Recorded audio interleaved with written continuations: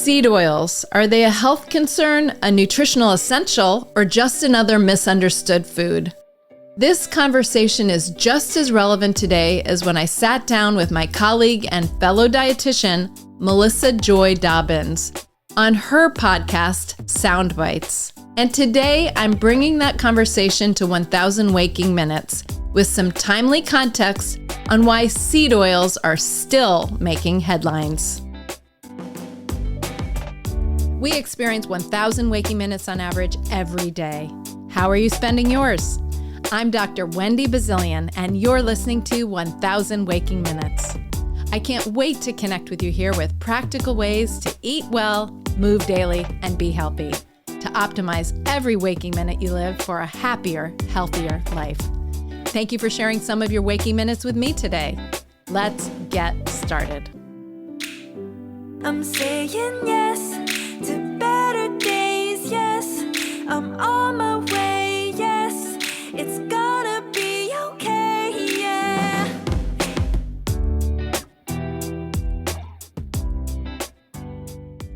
Hello and welcome to 1000 Waking Minutes. I'm Dr. Wendy Bazilian, your host, and I'm so glad that you're here. Today we're talking about a topic that's very current, and it's on the minds of so many people right now due to a variety of reasons, from media headlines to politics to TikTok viral posts and more. And that's the topic of seed oils. I've been feeling an increasing and real desire to attempt to tackle this topic in an episode, and we will most certainly talk more about it ahead.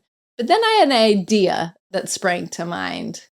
In October 2023, 17 months ago, I was invited to sit down with a colleague and a friend of mine, a podcast host, and she is extraordinary. Her name is Melissa Joy Dobbins, and she is the host of Sound Bites podcast. She has done hundreds of episodes on wide-ranging topics on nutrition and health. She and I discussed this very topic of seed oils at that time.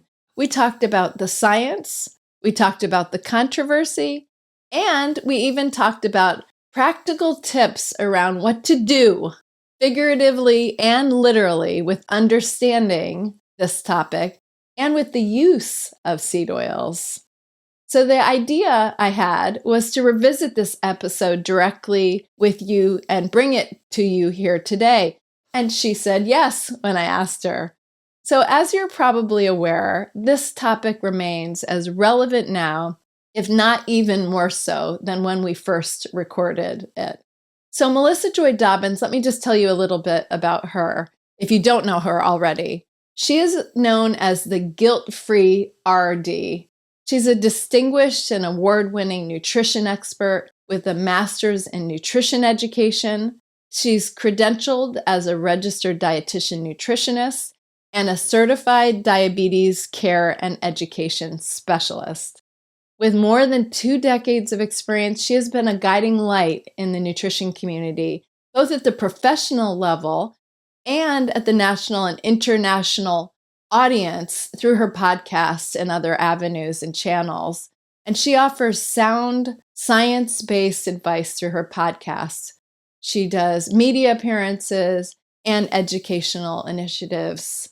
Her podcast is called Sound Bites, and it has reached more than 1 million downloads, something to aspire to. She has such a tremendous history and such great episodes.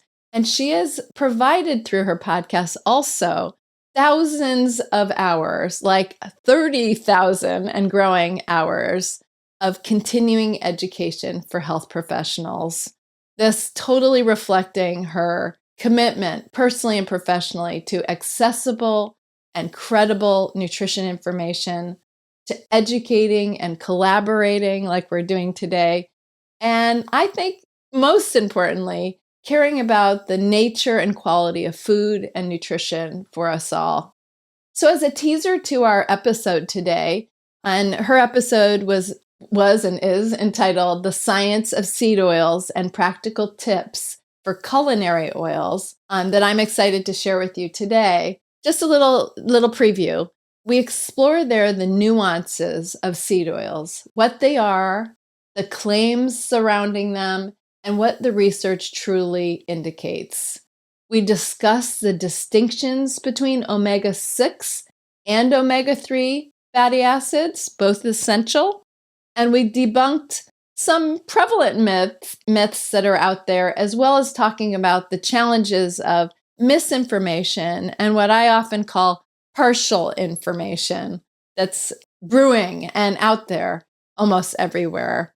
And then we shared some practical culinary tips, including some of Melissa's and my favorite ways to choose consciously and incorporate some of these oils like avocado oil and chia oil, seed oils, into our everyday cooking. So fast forward to now, March 2025, and the discourse on seed oils continues to thrive.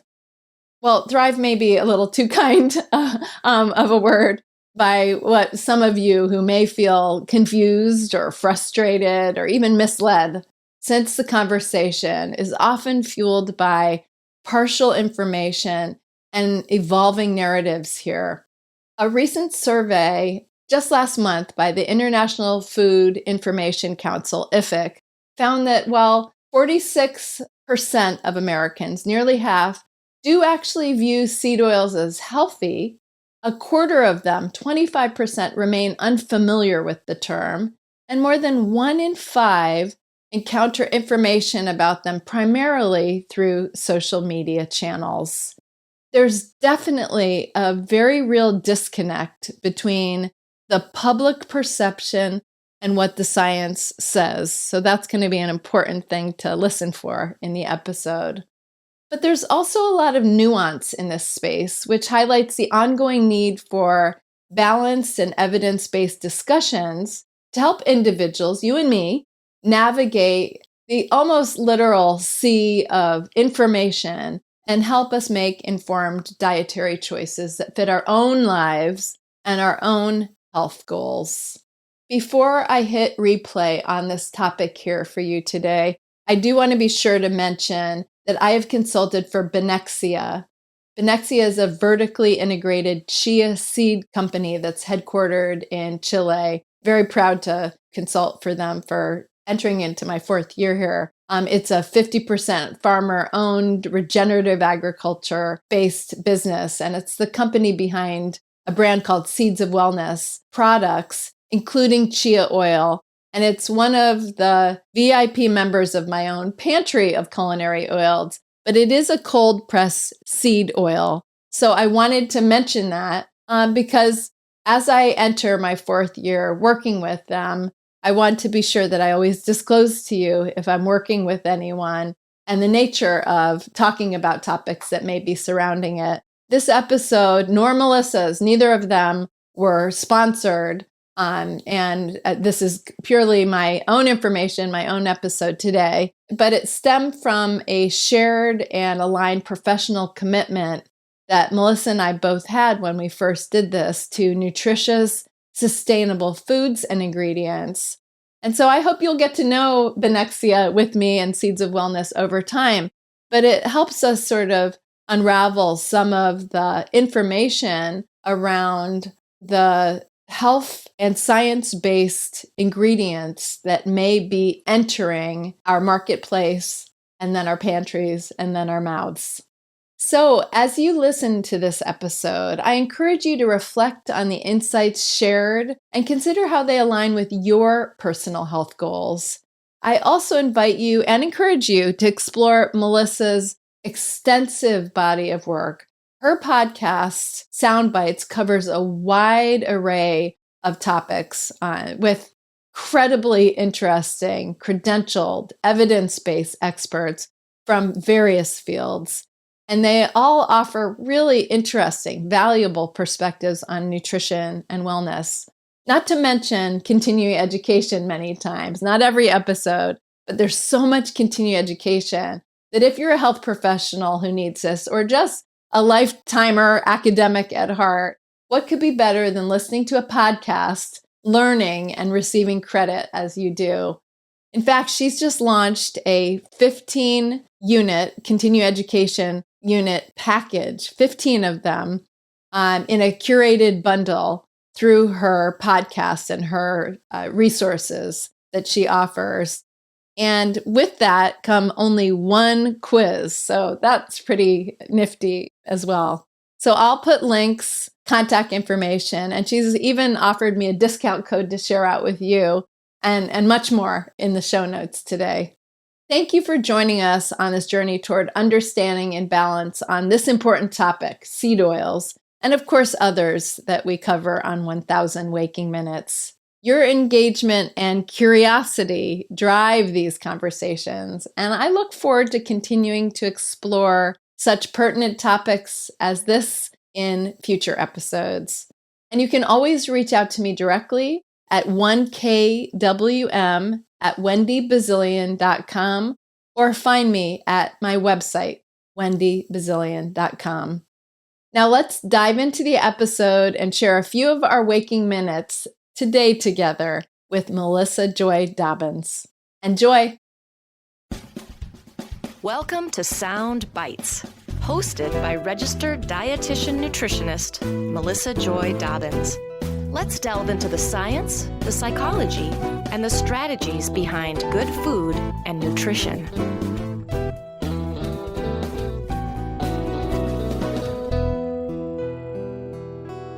Hello and welcome to the Sound Bites podcast. Today's episode is about seed oils. What are they, and why are we hearing so much about them? And ultimately, are they healthy or not? We are going to discuss the science on seed oils and practical tips, including different kinds of culinary oils and how to use them in your own kitchen. My guest today is Dr. Wendy Bazilian. She is a doctorate in public health and nutrition, a registered dietitian nutritionist, and an American College of Sports Medicine certified exercise physiologist. She is also a writer, educator, food enthusiast, and award-winning journalist who maintains a busy private practice in San Diego with individuals from CEOs, artists, and actors to professional athletes, parents, and children seeking to improve their nutrition, fitness, and health. She is the author of several books and has contributed to many others. Welcome to the show, Wendy. Great to be with you, Melissa. Thank you for having me. I call you Wendy because I know you. Would you prefer that I call you Dr. Bazilian or Dr. Wendy? No, I mean, I appreciate that very much because it was certainly a hard-earned degree and I'm very proud of it. But hopefully that will sort of manifest through a friendly conversation today that I have credibility for being here on this topic and we can leave it at that. Wendy is perfect. Awesome. Thank you. And I want to mention that this episode is not sponsored. However, I did receive a gift of chia oil from you. Thank you so much. And when you tell us a little bit more about your background and disclosures, you can mention this chia oil. And we're going to talk about all kinds of oils, but specifically some interesting things regarding chia oil. So I would love for you to tell us more about your background. I know you have vast experience, and I've seen you in many different capacities, and you're just a pleasure to watch present and to listen to. And I learned so much from you. But I would love our listeners to get to know you a little bit better and, maybe how you got interested in nutrition or whatever you would like us to know about the work you do. Thank you so much. Probably as with you, it's sort of my career and who I am has evolved over time, even though my core identity has stayed the same. As a human, I am an avid eater, a spirited person. I love to communicate with others. And that have been the sort of universal truths of who I am. I live in San Diego, California for 30 years now. I'm so jealous, by the way. It is a nice place to be, but hail from Connecticut originally. So I grew up on the East. I had a healthy dose of cold winters and beautiful falls, and we still, go back and enjoy that as frequently as we can. So I got into nutrition, and then I'll give a few disclosures on like what I do and who I work with. But I like to say I got into nutrition through the back door and straight into the kitchen. I have always loved food, as I mentioned, and I've always loved and showed proficiency in science. I didn't know how those connected for a very long time, by the way. Wow. For some reason, that just didn't link up and sync up until later. My first degree actually is in Spanish language and literature, of all things. I know, that's so interesting. With a minor in Latin American studies. And from there, I got a master's degree in Latin American studies. And the path now has shown to sort of why and where and how I am, who I am today. But at the time, I wasn't quite sure. I just really thought that a great liberal arts degree that was multidisciplinary would somehow help me have a perspective on the world and allow me to talk with more people, which was the language part of it. And it did. So when I did my master's degree in Latin American studies, I actually did field research in Northeast Brazil. Wow. I picked up a language there because I thought if I'm going to study Latin America, I should learn Portuguese. Wow. And I started doing field research with a public health group in a very impoverished indigent area in Northeast Brazil around maternal health, around infant mortality, and around breastfeeding in the very, very interior Northeast Brazil. It was sort of there that the intersection of public health and nutrition and how you can change, and also learning that, you know, where we live doesn't always have all of the ideas or the right ideas sometimes. This was a very grassroots public health theater group that was re-promoting breastfeeding in an area where potable water was scarce and food was scarce. And there was a perception going around that breast milk was not adequate somehow for infants. It was from that point that I said, aha, nutrition is where I want to be. And I started backtracking a lot on the science. I had to go sort of back to school on some of the things I was taking as hobbies and pursued a doctoral degree in public health and nutrition, pursued the registered dietitian nutritionist credential, which you well know takes years of commitment and upkeep. And also my health and fitness orientation, I became credentialed as an exercise physiologist through the American College of Sports Medicine. So those are my creds, the letters that come after my name.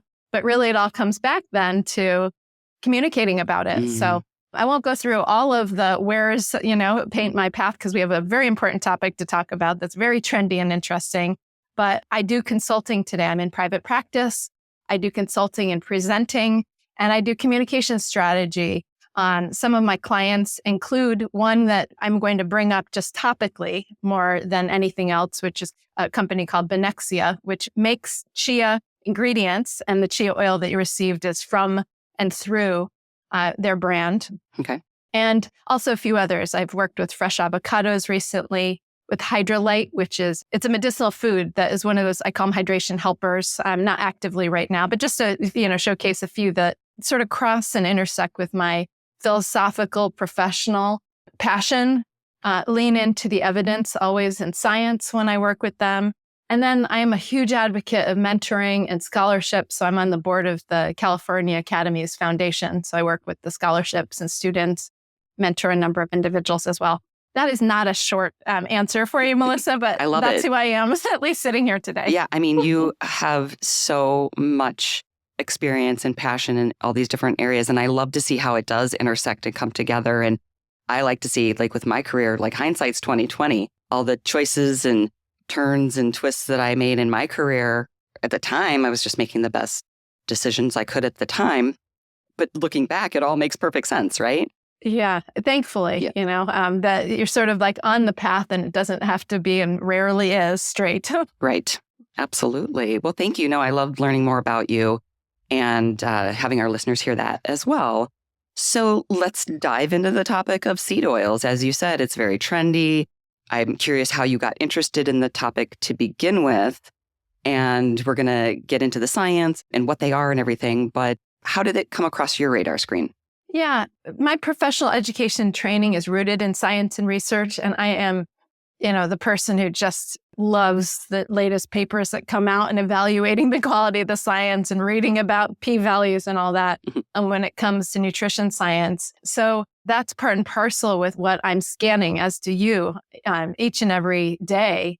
The area about seed oils, I also really try to keep up on trends, not just trends that I see being headlined about, but trends that start bubbling up. So the benefit of, working with individuals and also working with big groups and working in health insurance companies, doing some things, is that you start to see things pop up that spark curiosity. And I always think when it comes to nutrition, I haven't seen an exception yet, but flag one if you know one. But when people start talking about nutrition topics, it tells me they care. So even if it's misinformed or partially informed or a little off track on what the science says, maybe I even don't know all the science yet and I go digging, it sort of tells me, well, this topic is interesting to them. And so I start, mapping that. And my brain, it just works like that. It's got a lot of different spokes sort of throwing out and putting things together. And I started seeing this topic about seed oils being bad. That's sort of the topic. And before anything else going, instead of just going, oh, that's phooey, that's not right. Or, whoever that person is talking about has got it all wrong. I was like, that is curious, that perception. I wonder why. So I started just asking why. Like the best 4-year-olds out there, I have one of those. And I started digging around, and I know a good amount about fats and the biochemistry of fats and how fats work. I've worked with some premier researchers in that area personally. And so that's sort of where it comes in. And then in my desire to educate and help, hopefully, I tried to dig into the science and help communicate out, help balance the conversation, not disparage anyone or take them down. But, it's what I love to do. It's part passion, part interest, and part skill set, I guess. Excellent. So let's discuss what seed oils are. I'll be honest, when I started hearing about them on social media, I was like, what are seed oils? I don't know this term. Is this a new term? Is this just like a scientific term that just turned popular? What are they? Yeah. And are we seeing it in the traditional media too? Yes. Okay. Social media, and it is definitely come into the traditional media. I'm happy to say that there has been a recent sort of balancing act happening, which hopefully we'll be talking about today, but is coming about. Okay. It's a prominent conversation. Seed oils, we already know them. You already know them. They're a collective term that for sunflower oil and canola oil and cottonseed oil and corn oil and soybean oil.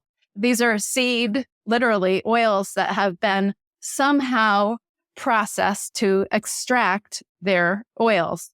They are trending in part because, and this will probably percolate over the course of our time together, but there's some misinformation on it because I think they're in part a proxy at times for ultra-processed foods. And since we're talking very often about ultra-processed foods these days and bad versus good, evil versus good, I don't know, what these seed oils do feature some of them in some of these ultra-processed foods. They also, some of these seed oils, some call them the hateful 8. I'm not going to recite what the 8 are. I named a few of them. I did not name 8. And they weren't exhaustive. This list is not exhaustive. And so that's where the opportunity is to play out, well, aren't seeds good? How did they get into oil? Why did they get into oil? How do we use them? And really, it's the seed oils that have been really tagged and targeted are the ones that are higher in the omega-6 fats. So people are hearing omega-6 bad, omega-3 good, not that simple, unfortunately. Right. And so I think it's a convergence of the ultra-processed food, the omega-6 being bad, general confusion, and then a few very loud voices who have come out and sort of across the board said, delete these from your diet, they are bad, with a little bit, sometimes a lot of misinformation. Right. I'm used to hearing the term vegetable oil. Is there a distinction between vegetable? Because I think of corn oil and soybean oil as vegetable oil. Is there a distinction? Yeah, well, not a lot of distinction. I would say, if we're getting granular, it gets down to the botany, botanically, are they coming from a seed source?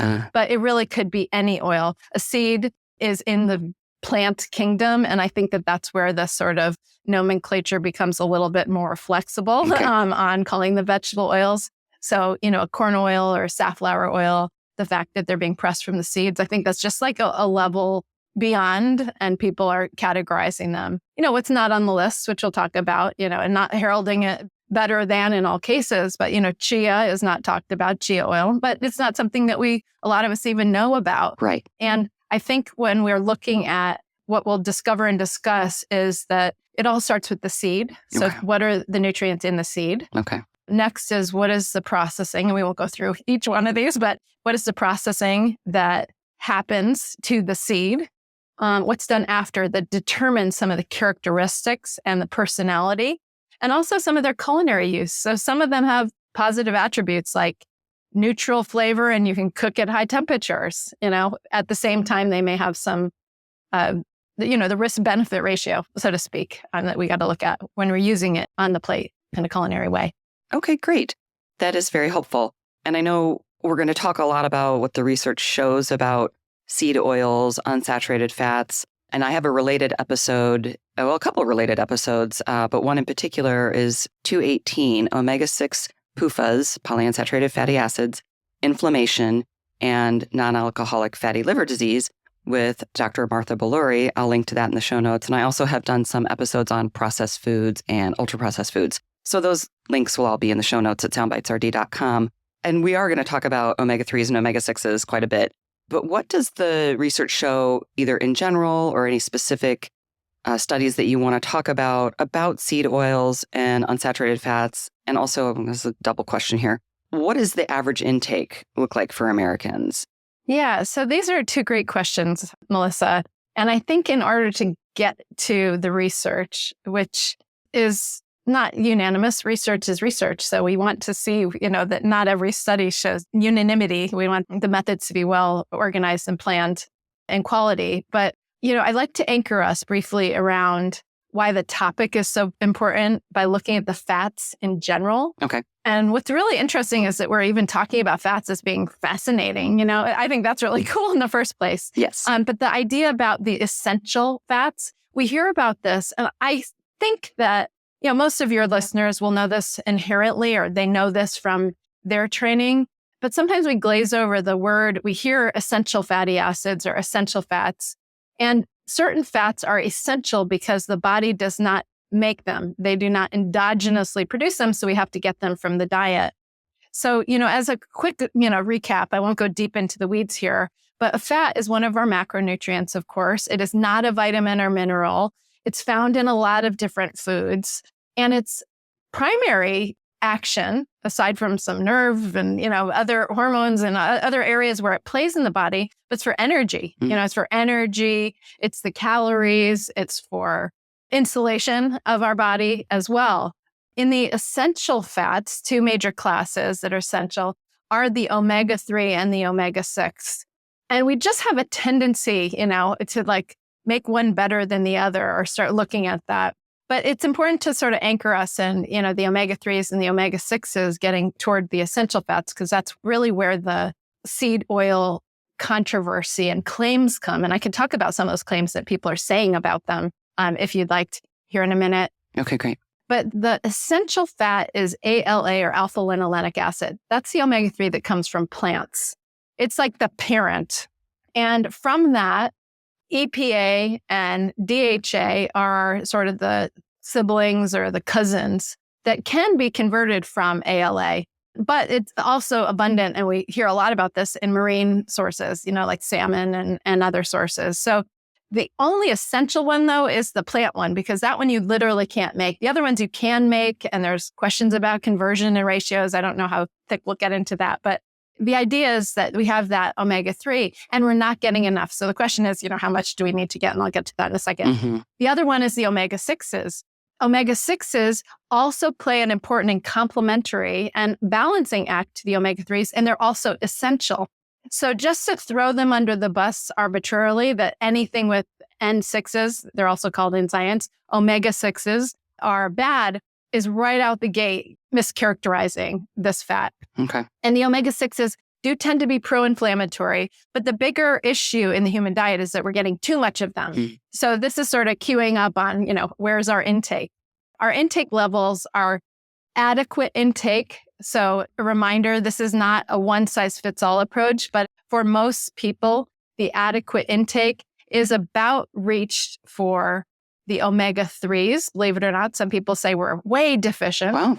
But compelling research is starting to suggest that the adequate intake that's set is too low, and that maybe it should be 2 to 4 times higher than what the adequate intake of 1.1 grams a day should be for the ALA omega-3. Okay. Too many numbers, I know. No, that's helpful. But just keep in mind, we're sort of meeting it, but the compelling research for health benefit and health support and health promotion is suggesting we might need 2 to 4 times as much. And this is not me saying it. This is what the science and leading scientists in this area are saying. Got it. At the same time, the omega-6, we are getting too much. Okay. We're getting too much of that. So the idea of reducing consumption or finding places where it exists in the diet that you might either shift toward omega-3s or simply reduce some of these omega-6s may be warranted. So we are getting in excess of our needs on the omega-6s. That's the simple answer. I don't think we should go deeper into that. Yeah, no, that makes sense. Thank you. And then on the research, you asked about that. There is a large and growing body of research on unsaturated fats in general. So that would include these polyunsaturated fats, the omega-3 and the omega-6. I think that that's where, even among registered dietitians that I've spoken to about this, we sort of get in, not to groupthink, but we sort of forget sometimes. We know some of the functions that are not health promoting of omega-6s, and maybe we're just not up to speed on some of the research on the omega-6s. But there is a good body of evidence, and the American Heart Association came out with sort of a lead paper back in 2009 saying omega-6s actually are protective for heart health. They're helpful for heart health, in a number of ways. And there's many, many studies that have come beyond that. And so the research on cardiovascular health probably being the strongest sort of health-related association with the unsaturated fats for both omega-3s and omega-6s, anti-inflammatory benefits, and then the host of, chronic diseases associated with diet that also may be linked to chronic inflammation. That's very helpful. I appreciate how you're explaining this. And yeah, we could take a deep dive on the science. I will say in episode 218 with Martha, there were times when I was like, okay, wait, I'm trying to understand. It's very sciencey, but it's very, very interesting. Yes. And I appreciate one of the main takeaways is it's not that omega-3s are good and omega-6s are bad. That's way oversimplified. And even this ratio that we sort of just kind of clung to, the ratios of omega-3s to omega-6s in the diet, and just the awareness that there are some benefits, health benefits to the polyunsaturated fats with regard to the omega-6s, because we know, everybody knows the omega-3s are good. So it's kind of trying to tease out some of those benefits that we may not be aware of. So let's talk, and maybe I'm jumping ahead here, but you kind of gave a little bit of an overview of oils and fats in general. But I know one of the things that we wanted to talk specifically about is these different culinary oils. And it goes beyond smoke point. That's one of the things I've learned from you. What do we need to know or consider when we're choosing different oils? We've got a good resource that I'm going to put in the show notes as well, because some of this, it's a little bit, it helps to have a resource, a handout or something to go to, because there's a lot of different oils and there's a lot of different factors to consider from my understanding. So where should we start with that whole category, that whole topic? Yeah, where do we start? Right. So imagine the supermarket aisle. I wish I'm going to paint this the best I can to your ears, but the next time you're in a major supermarket, walk down the aisle where the oils, the liquid oils are. Not whip through it and grab the one you're looking for or whiz by. Go look and take it in. It is a huge section. It's a huge aisle sometimes. It's tremendous. And there's every shape of bottle. There's every color of bottle. There's every material made of bottle. It is top to bottom. There's every price point of these bottles. I mean, there's no surprise that it feels daunting and confusing, and that we can stir some controversy around that, certainly. With each of the oils, there could be 10 different options within that oil. Olive oil, which one, which press, which brand. So it can certainly be confusing.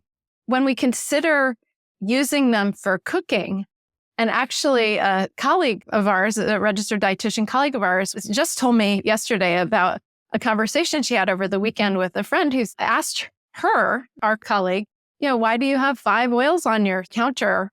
I only cook with one. And she said, oh my gosh, it opened up this great conversation. A lot of people still believe, we just need one, just choose one, use the one that can be, multi-purpose.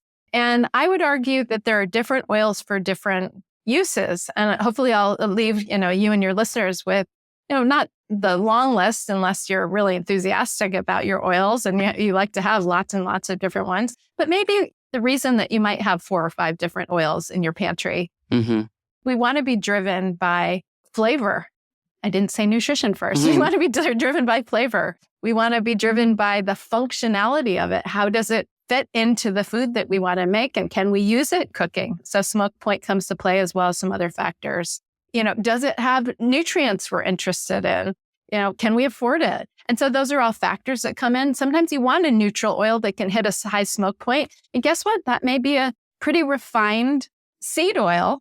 And is that problematic? Well, in a balanced diet, we're not only eating one ingredient. No, it's not a problem. You might use that to sear, and you might use other oils along the way for other culinary purposes. Mm-hmm. So that's a start on that. But cooking technique, flavor, function, and I hope, a little bit of nutrition, if you can get that in there as well. That's a great overview. And I should back up and say, because you had mentioned you could touch on some of the seed oil claims. Maybe we should go through some of that, because if somebody's not familiar with seed oils or the controversy, they might be wondering more. Yeah. What's the deal? Why are we talking about this, or who's talking about this? So to make a proof point, I'm going to read this one media outlet, and I have this note in front of me. One media outlet reported, while doctors and scientists peruse PubMed for evidence, lay people report to places like TikTok, where the war against seed oil rages on. Videos tagged with hashtag seed oils have been viewed over 31 million times on TikTok. So why are we talking about this, and what are those claims? It's created all kinds of buzz. One of them is inflammation. So I mentioned that before. When we learn about a nutrient, like we hear about omega-6, usually we hear about the prominent one, or it gets flagged for some reason in some headline, and we just stick to it. Like, that's what it does, end of story. Some seed oils, not all, contain some pro-inflammatory omega-6s. So there's always a seed of truth to any claim, I imagine. I love it. Also, some people say it's all about that ratio. We've got the ratio all wrong. You mentioned that before, and it's brought up. I'd like us to start using the word balance. So the ratio being how many omega-3s to omega-6s are in the diet.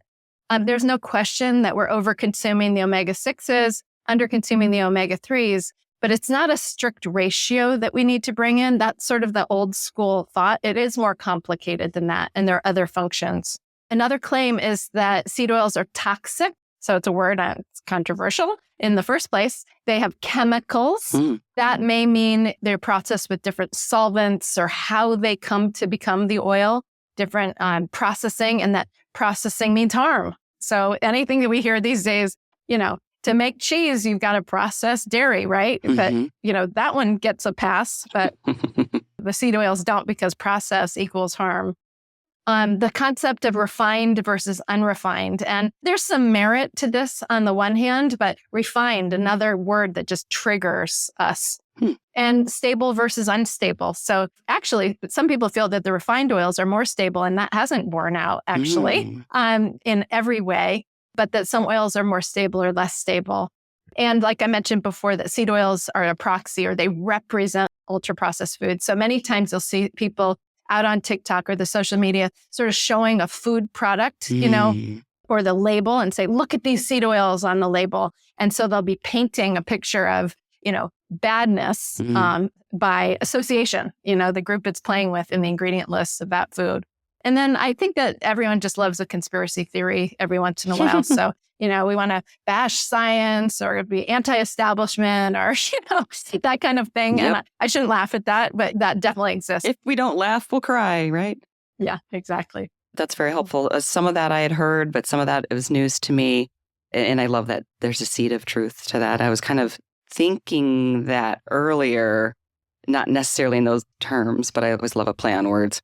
So let's talk about chia oil specifically. I had not heard of it before, so I think a lot of people haven't heard of it. Tell us about it, and maybe a little bit of the consulting work. And again, this isn't sponsored, but this is an area that you've done a lot of work in. And also, I can tell you how I used it in my own kitchen. I can't wait to hear about that, Melissa. I'm really excited. I love sharing ideas about, how we use information and how we use ingredients. So my introduction to chia goes back a while. I mean, I knew, as probably you did, that chia seed which dates back 3,500 years. I don't date back that far, but I like studying, part of my background and fascination, and it's native to Latin America and prominent there, is about food culture and indigenous foods to areas and that kind of thing. So most of us learned about or experimented with chia pudding or chia. So I knew that they were a source of omega-3. So I already thought they were cool. Mm-hmm. I even knew how to use them in some ways. I still have in my garage 2 terracotta chia pet starters, so That's funny. If you'd like to see those brought to life, I could do that for you too. I love it. Send you pictures. But I did a media segment. I was looking this up before we spoke because I'm like, gosh, I even put in a media segment long before this, back to 2010. I had done something about chia. So I knew about the science of fats. I knew 2 of my dissertation advisors on my committee research fats and omega-3s and that area. And I had done quite a bit with the nut studies and was well aware of some of the omega-3 containing nut, walnut in particular, and the deep body of research there. So sort of that area was known to me. What I didn't know, and as life has its circuitous paths, I was introduced to Benexia, which is a company that does exclusively chia ingredients in Santiago, Chile as their headquarters, but distribution all over, is I didn't know about the ingredients that come from it and processing and the journey on how it's grown exactly and how does it become oil. Those are things that I learned over time. So I work with companies sometimes that bring me in that I align with professionally and philosophically, that I actually use and enjoy, and that respect and want to lean in on evidence, science, and that I think my skill will fit their needs. So that's sort of how we came together. But what I didn't know was that chia seed in this day and age where sustainability sort of go part and parcel with nutrition priorities, I think, for global health, that chia is grown with regenerative agriculture. Okay. In the company that I'm working with, that 50% of the owners of the company are the farmers. Wow. We could dive into every one of these aspects, that 0 water input except from Mother Nature goes into growing chia, and that the purity, you're only as good as your seed, that the purity is tested to ensure that the nutrients that come out of the seed before anything is done to them is near 100%, 99.98% or something. These are things I've learned. So the chia oil is cold pressed, no food waste. The rest goes into chia fiber and a chia protein. And, it's just sort of wow. Then I got to taste it, and then I got to experiment with it and start using it, which really was, for me, what really sealed the deal on, wow, this is something that can very simply, 1 teaspoon has your entire daily need of our essential fatty acid ALA, 1 teaspoon. Wow. But, I use it because it tastes good and you can cook with it, and these other things that I came to learn along the way. Yeah, the versatility. So I used it. I got some tips from you and how to use it. I used it in roasted broccoli, and I sauteed some zucchini with it, and I made a vinaigrette dressing because one of the things that you told me, typically I'll use an olive oil, but as people know, if they've made their own vinaigrette with olive oil, you put it in the fridge and it solidifies a little bit. So then you have to let it set out at room temperature before you use it. And that's not very convenient, I guess. And so you suggested I use it in a vinaigrette. And so I can make that, put it in the fridge, get it out and use it right away because it stays liquid. So that's my favorite thing about it. It's great. And you also gave me a sorbet recipe. I did not make it, but I would love for you to talk about that a little bit because I know you worked with a friend of yours, an amazing chef. And I will put this recipe in the show notes at soundbitesrd.com so people can make this sorbet. So tell us about this recipe. For sure. Oh my gosh. So this is going to be hopefully a surprise, unexpected. And then we can back up and, all the other delicious ways to use chia oil.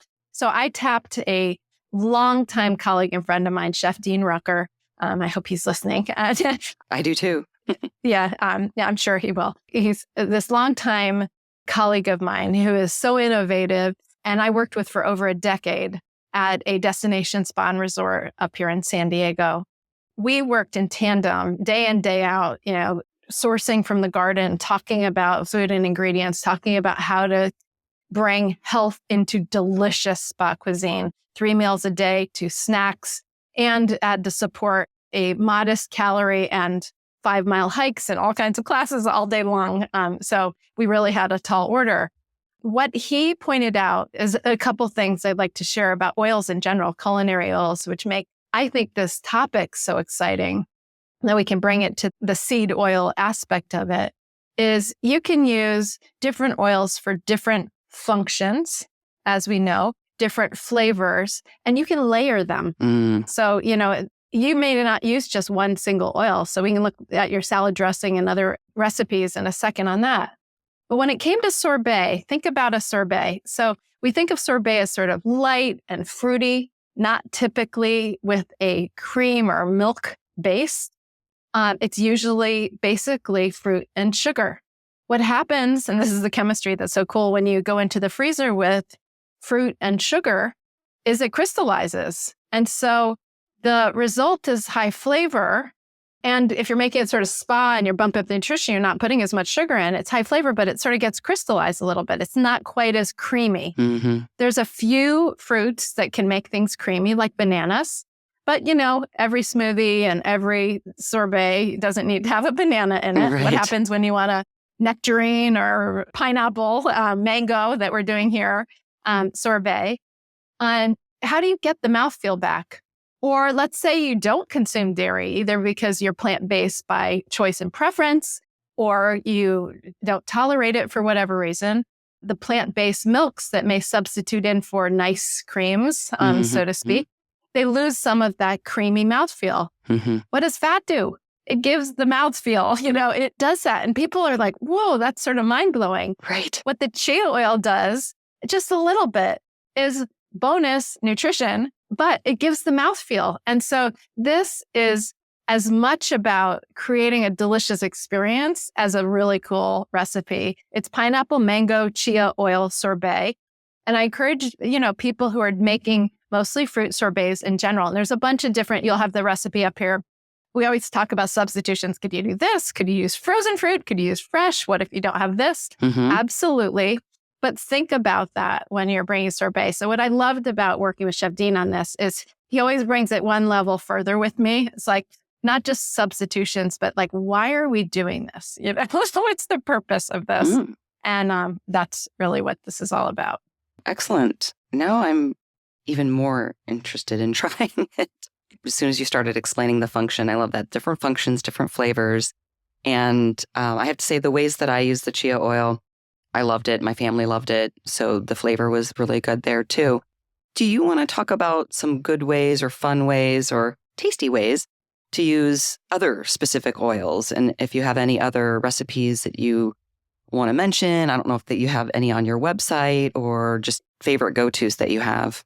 Yeah, well, I think that like laying the groundwork of the fact that different oils do different things. I think we can talk about how we might choose based on the flavor and the function. So before we were talking a little bit about smoke point, and one of the things that I was inspired to do when I started doing this consulting work on chia oil was actually to serve the entire culinary oil population, because I felt what was lacking was a really solid sort of document. So one of the great links out that you'll have for your show notes, Melissa, for your listeners, is this, what I call the smoke point document. And really what it does is it sort of spells out what you might use for finishing and drizzling or dressings, what you might be able to use for that, but also use at low saute or bring up to a medium-high heat, and what you really might want to use in terms of oils if you're really wanting a high heat sear and safety. It also talks about how smoke point itself is not the only thing that determines the quality of the oils you choose. So there are things like antioxidants that exist in some of these plant oils, which is incredible. Antioxidants actually make chia oil more stable. Impurities in some other oils make the oil less stable. So not everything boils down to whether it's refined or unrefined or whether it's cold pressed. So this document is really a good guide for sort of getting the basics on what could I use where and why does it matter? And then there's sort of the flavor angle, like what are you making with this food? I like to think down the path, both in terms of what meal are we talking here? but also what method am I thinking of cooking? So if you're going from room temperature, that would be like salad dressings and drizzles. I really like to use olive oil. But to your point, put it in the refrigerator, it starts to solidify. Why not make a blend? That's where I think chia oil and olive oil, or chia, avocado, and olive oil together make a really incredible emulsifying agent in your vinaigrette that will stay liquid in the refrigerator, offer some of those polyunsaturated fats, be a good conveyor of flavor, and so forth. What other things? Oh, pestos, another great place. Another one that's known for olive oil. I like to change it up a little bit. Sometimes you want a little more kick of flavor, whether it's olive oil, an extra virgin olive oil that has a little more of that bite. I've just gotten a little bit of an education. I'm sure you've done olive oil tastings before where they say, is it a 1 cough or a 3 cough olive oil? Like what level of antioxidants are coming through there, which is pretty neat to think about. Sometimes you want a little bit more or a different kind of earthy note to your flavor. And sometimes you want neutral. Like if you're searing fish that you want the flavor of the fish to really shine and the quality of the fish to shine, you might want to have one of the high smoke point quality grapeseed oils or an avocado oil that does have a higher smoke point. And the list sort of goes on right to cold applications like sorbets, smoothies, and that kind of thing. Interesting. Yes, I'm looking at this handout or this document while you're talking, and it reminds me that we tend to forget also that all oils are a combination of polyunsaturated, monounsaturated, even saturated. And we tend to think, oh, olive oil is monounsaturated, and that's not the case. They're all sort of a combination. Yes. And they have different levels. And so I'm looking at this, and I printed it out in black and white, but I can still see the different bars. So we think of like flaxseed oil as having a lot of omega-3s, but the chia oil is even higher. Those what I'm comparing on this chart. So yes, that's interesting. And again, not one better than the other per se. Sometimes it's like we need a little more information, right?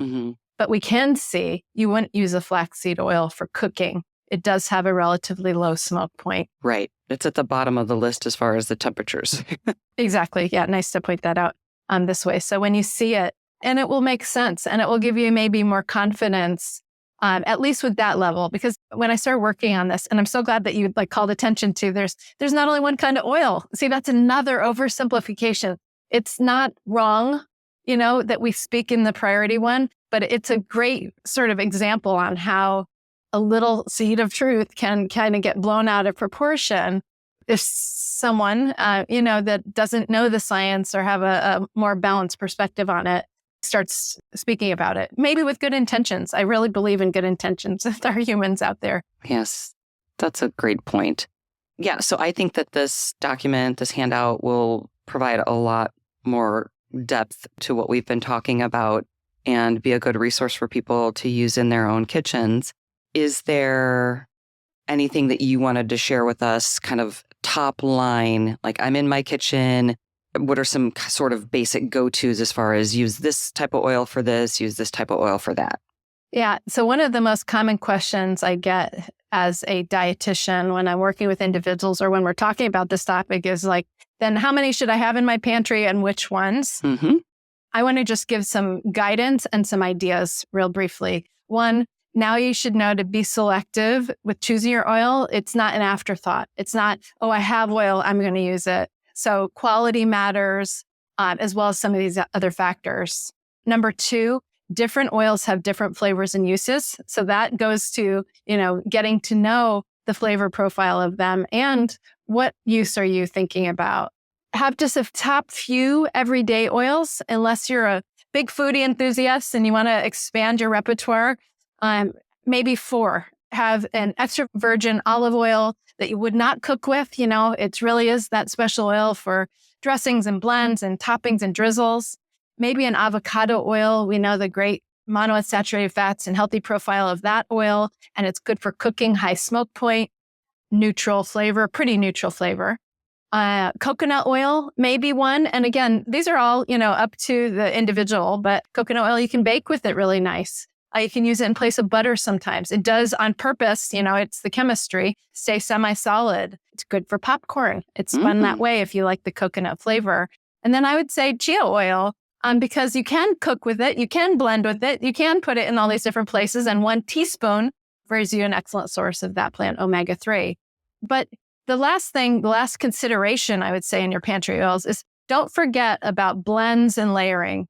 You can use a couple different oils in tandem.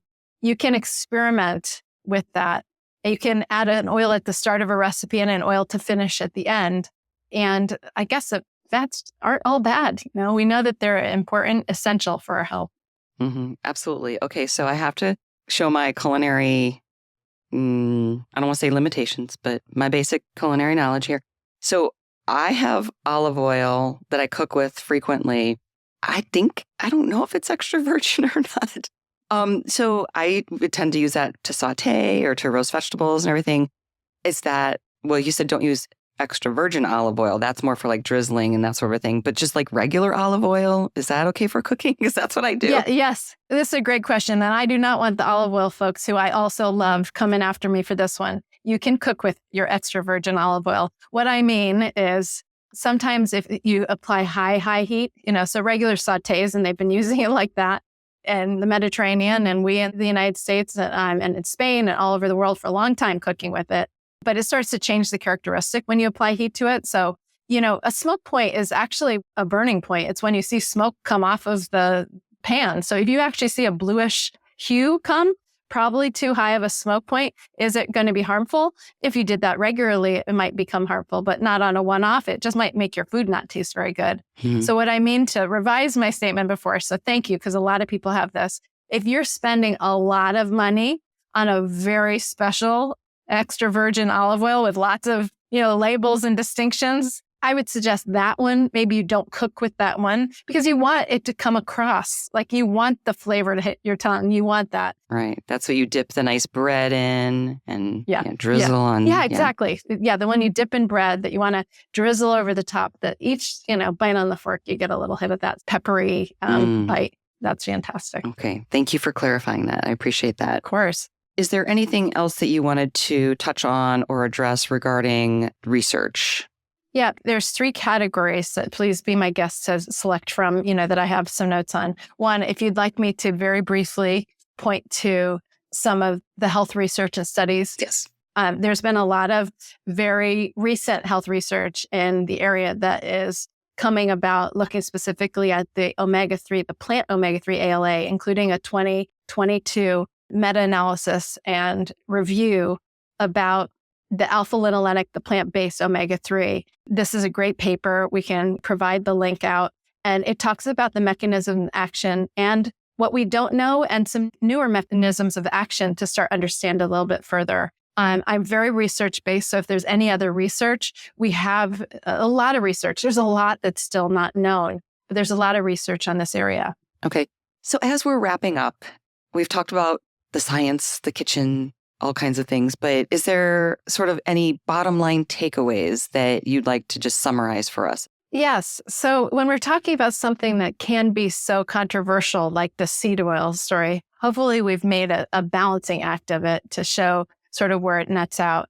And what I'd like to share is a reminder, really, of some things. Number one, we know that a healthy diet is not comprised of one food, ingredient, or nutrient. We need variety. We need high quality and nutrient dense foods, and that we eat meals and patterns of meals over time. Number two, I hope your listeners can feel confident cooking with and enjoying the plant-based oils, either again or new ones. The types of fats found in oils, the unsaturated, the essential fats that we talked about, those omega-6s and omega-3s, are beneficial for health, especially when they're eaten in place of some of the saturated fats in our diet. Third, I would say diversify the oils in your pantry a little bit. We talked about that for both nutrition and cooking capabilities. So hopefully people will go away with function and flavor and nutrition as 3 key attributes to think about, and have a small assortment of culinary oils in your kitchen. And finally, we can look for lots of easy ways to incorporate more omega-3s in our diet, those ones that we are seeking more of. And in particular, the essential one in the plant-based form. I think that the marine sources are delicious and wonderful, and we get a lot of attention on that salmon and sardines. But think of things like chia and chia oil and walnuts and flax, as well as the marine sources. Plant-based omega-3 have some overlapping and also some unique benefits that the research is showing for human health. So that's sort of my wrap up to synthesize all of this great information that you've queued up for our conversation today. Oh, thank you so much. That is very helpful. I love it. Those are some excellent takeaways and just organizes sort of everything that we've touched on. I really appreciate it. You're welcome. So where can people find out more about this topic, the research, just connect with you? If you could share your website, social media, any of that information would be great. Sure. I love connecting. I mean, that's what I love to do. So my best connection on social media would be on Instagram at @Bazilians. It's my last name, spelled like Brazilian without the R, but you put the S, @Bazilians. My website is wendybazilian.com. And you can email me straight from there, and I will be in touch on that. You know, one of the things that I love about talking about plants in general and how they fit our nutrition, including the fat, including controversial seed oils, is that I love when, and this I exclaimed at a presentation, but I have to say it now. I did not, it came out of my mouth, and now I use it as something to underscore how I feel inherently. I love when modern science shows what Mother Nature knows. Very often there are the seeds of like good health in our histories and traditions and cultures, things we used to do in the traditional table for good health or showed up for health. And then over centuries sometimes, or millennia, as the case may be, scientists start discovering why, how, you know, what is the nuance? What are the specifics? What's the smoke point? All those details. I love when that can happen. So if you want to talk flavor, culture, food, and of course, nutrition, I love connecting with others. Awesome. Thank you. And I will, in addition to the links we've already talked about, you did a food and culinary professionals webinar. So I'll have the link to that as well on this topic. And there's also an article on linoleic acid. I think it's available through a link. If not, I should be able to put the PDF linked in there. And yeah, just have everything that we've touched on at soundbitesrd.com and the related episodes as well. Are you working on anything else right now that you wanted to share with us before we say goodbye? Oh, thanks. I am working on finishing a book that's been a labor of passion for a long time and getting near the finish line on that. It's almost ready. I'm working here in Southern California with a number of interesting topics, most notably recently a lot about sustainability and nutrition. That's a really exciting area, I think, to tap on things like regenerative agriculture and upcycling nutrition. So that's a strong sustainability story, is something I'm very passionate about. And I may be actually working on a little podcast of my own. Yay! So I might follow in your lauded footsteps in that direction. Wonderful. What's the book about? The book is about and by our, I mean my husband, who works with me as a partner for many years here in San Diego in our health clinic, about our central mantra and tenet, which is eat well, move daily, be healthy. Those 3 key areas. And there's simple practices, 52 of them, simple practices that are science-based that you can do in a self-care approach to help promote good health. It sounds like week by week if it's 52. You got it. There you go. Well, awesome. That sounds so exciting. Congratulations. Thank you. And thank you so much for coming on the show and sharing this information. I look forward to applying it in my own kitchen, and I hope the listeners will as well. Thank you so much for having me on, Melissa, today with you. Thank you. And for everybody listening, as always, enjoy your food with health in mind. Till next time. For more information, visit soundbitesrd.com. This podcast does not provide medical advice. It is for informational purposes only. Please see a registered dietitian for individualized advice. Music by Dave Burke, produced by Jag and Detroit Podcasts. Copyright Soundbites Inc., all rights reserved.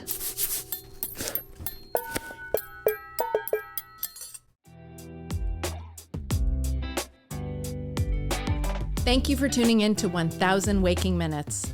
A huge thank you to our amazing collaborators, including our production and marketing teams, and Gabriela Escalante in particular.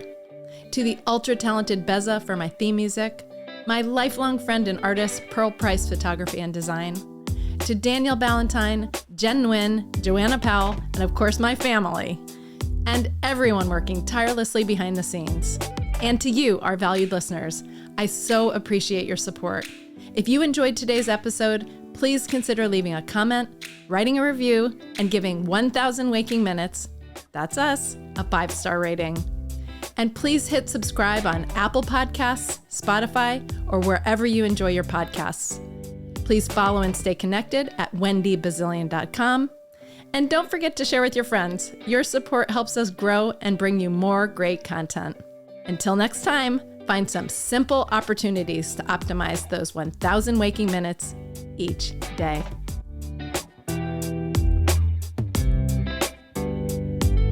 I'm saying yes